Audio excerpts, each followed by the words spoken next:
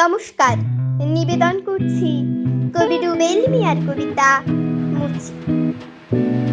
হয়তো আমি গরিব মানুষ, করি মুচির কাজ মায়ের কাছে সেরা ছাই, মাথায় মুকুট তাজ।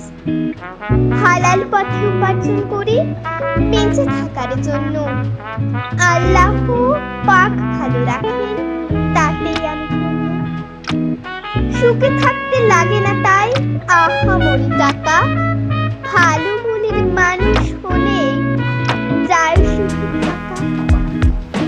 এই উপদেশ শিখেছি আমি মোর মায়ের কাছে, মায়ের মুখের হাসি দেখলে